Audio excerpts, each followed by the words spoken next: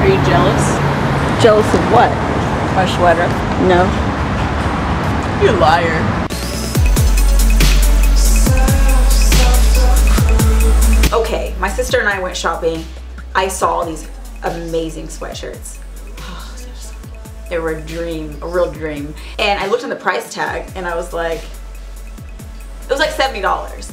And I was like, hold that thought. I was actually saying that to everything that I walked past. But these I can really make, and it's relevant because the winter's here. You can't tell because the sun's glaring in my room right now, but it is here. Well, is it here? It's coming, right?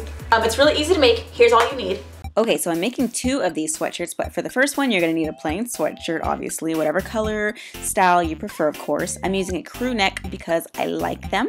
Some kind of printed fabric, like from a dress or a shirt that you don't wear anymore, because we are going to cut it up, and some studs, about 70 of them, and some scissors, because we love scissors. Let's get started. So for the first design, I'm going to take my black sweatshirt, actually, but you can use whatever color you want, and my old floral dress that does not fit me anymore. And I'm going to turn it inside out and lay it on something flat. And then with a pen, I'm going to actually trace around my iPhone in order to make the shape of a cross. And I'm using my iPhone because it's just like the right width, and also, you know, it's flat and straight and hard and all that stuff that we love. So I'm just going to trace it around until I get the shape of the cross that I want. Then with our handy dandy scissors, we're going to cut it out. And then afterwards, lie it flat on, well, evenly and flat on your sweatshirt. And if you have any errors, then just go ahead and fix it now. Place it exactly where you want it. And there's no going back. You gotta be careful. Then I'm gonna go ahead and glue it down with my fabric glue gun. Be careful, it's hot.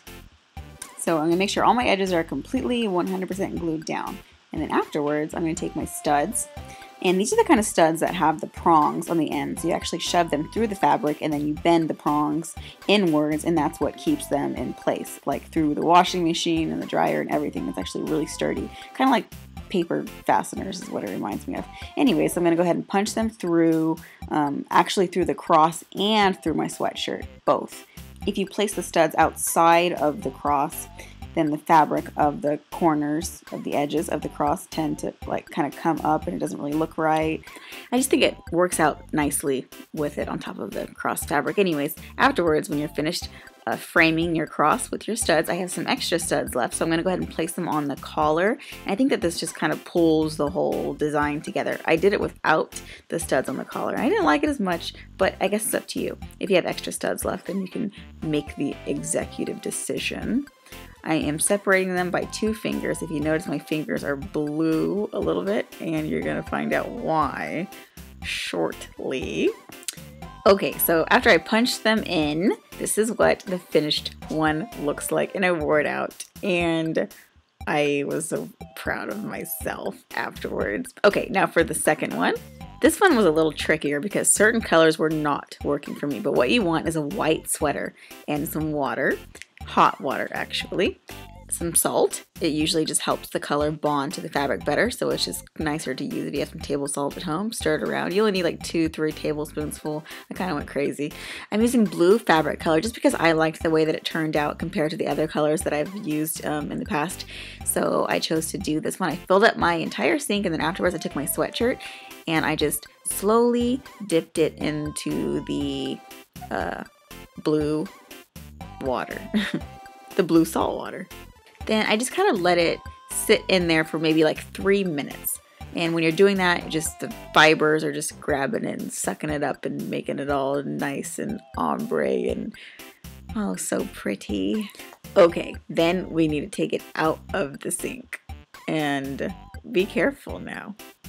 You don't want the sleeves to touch the color. Oh, just things could get horrible. Now I'm gonna go ahead and add some more blue.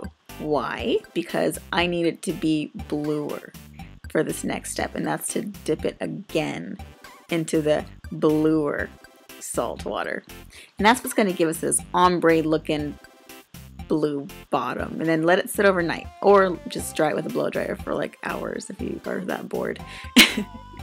and then wash it the next day on cold, and then dry it. And then this is what it looks like when it comes out. Now I have some silver studs, the same kind of studs, the prong ones, and I'm actually going to place them directly underneath the collar. And I'm going to do the same thing. Put my 2 fingers in between and, you know, place the next one. 2 fingers, place the next one. This way I get them evenly separated. Not evilly. Or we could evilly do it. Maybe have a mean face on the whole time. Okay, so this is what it looks like when it's finished. And it's my favorite. Okay, it's my favorite one. Which one is your favorite? The first one or the second one? So these are just 2 easy things that you can do with old $8.99 sweatshirts. I hope that you guys like it. Comment below if you do, if you want some more, and I'll see you guys soon. I love you. Bye. It's your birthday. I love You see what you got to do. Come on, bring it over here. Let me show you guys my trick. Now listen, you guys, you gotta make a little pocket so you can stuff stuff in there. So that's a turned up trick. Turn it up. She's gonna fill up that pocket. Hey, Brittany, it's a pretty cool trick. I'm gonna let you taste this. Aw, you playing with us.